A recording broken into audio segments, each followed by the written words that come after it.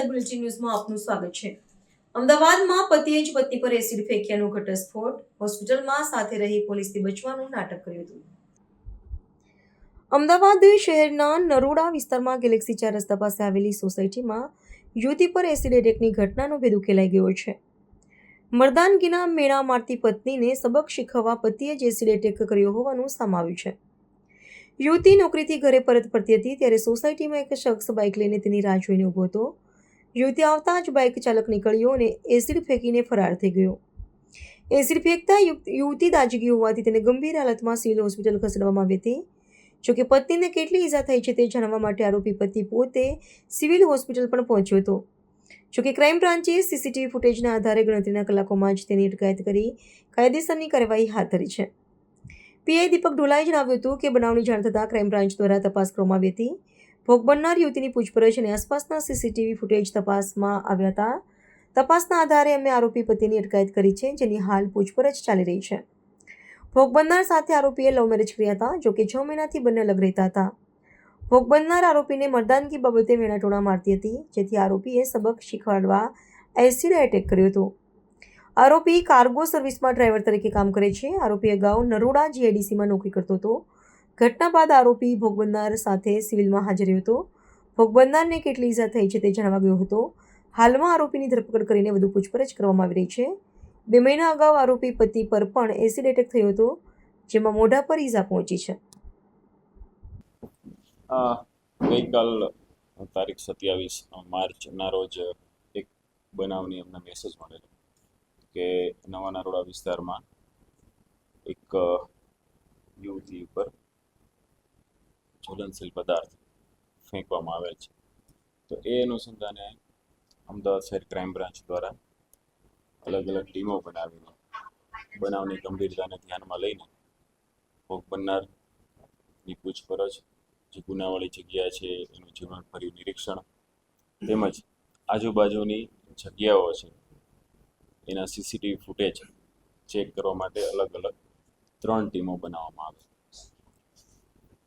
આ દરમિયાન પોલીસને જરૂરી માહિતી એકત્રિત કર્યા બાદ પોલીસને એવી આધારભૂત કેટલીક માહિતીઓ પ્રાપ્ત થયેલ, જે આધારે અમે એક સંદિગ્ધ જેને રાઉન્ડ અપ કરેલ છે કે જેનું નામ છે જતીન રણજીતભાઈ પટેલ, જે ઉત્તમનગર નિકોલ અમદાવાદના રહેવાસી છે। એમની હાલમાં પૂછપરછ ચાલુ છે।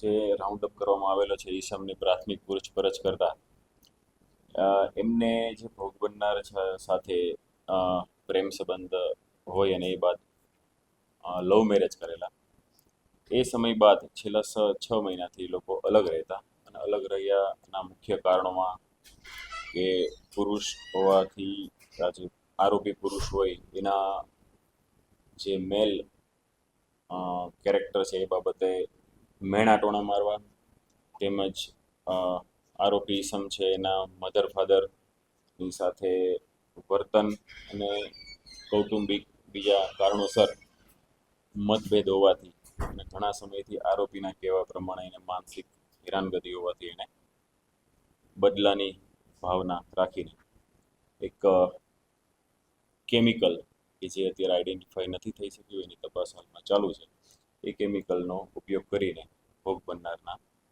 મોઢા ઉપર એને સબક શીખવાડવાના ઈરાદાથી એના ઉપર ફેંકવામાં આવેલો। આરોપી અત્યારે જે એરપોર્ટ હોય છે એમાં જે કાર્ગો સર્વિસ સંભાળતી જે પ્રાઇવેટ કંપની હોય છે કે જે કાર્ગો મૂવ કરવાનું કામ કરતી હોય છે એરપોર્ટથી બહાર અને બહારથી એરપોર્ટમાં લઈ જવા અને મૂકવા માટેનું જે કામ કરતી હોય છે એમાં ડ્રાઈવર તરીકે ફરજ બજાવે છે।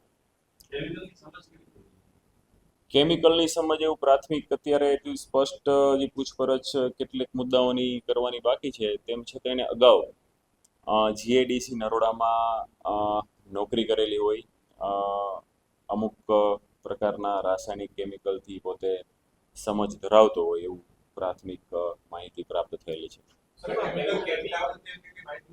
ના, એ હાલમાં પૂછપરછ એની તપાસ ચાલુ છે। કોરોઝિવ કેમિકલ હતું, કોરોઝિવ મટીરિયલ હતું કે જેનાથી શરીર ઉપર દાહના એટલે કે ઇન્ફ્લેમેશનના લક્ષણો પેદા થઈ શકે એ પ્રકારનું કેમિકલ હતું. આ ઘટના બાદ આરોપીએ એકચ્યુઅલી કેટલા પ્રમાણમાં ઇન્જરી થઈ છે એ ચેક કરવા માટે પોતે ભોગ બનનાર સાથે સિવિલ હોસ્પિટલ ખાતે પણ હાજર હતો અને એણે એ પણ ધ્યાન રાખેલું હતું કે ભોગ બનનારને કેટલા પ્રમાણમાં અથવા કેવી ઈજા થયેલી છે એની મુલાકાત લઈને એને એ રીતના પ્રયત્ન પણ કરેલો હતો કે કેટલું એને નુકસાન થયું છે.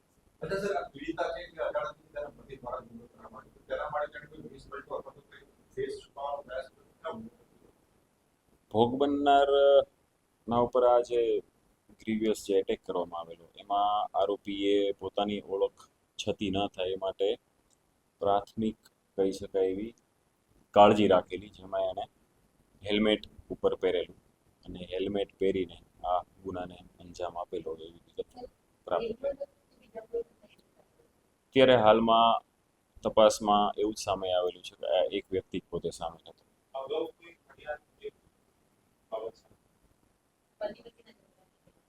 પતિ હાલમાં તપાસ ચાલુ છે. આ સિવાય બીજી એ બંને વચ્ચે કોઈ ફરિયાદો હોય એવી કોઈ વધુ માહિતી મેળવવા માટેના પ્રયત્નો ચાલુ છે. એ તપાસ ચાલુ છે. હાલમાં ફરિયાદીની પૂછપરછ કરી જ છે અને વિશેષ જે માહિતી મળશે એ આપના સાથે શેર કરવામાં આવશે.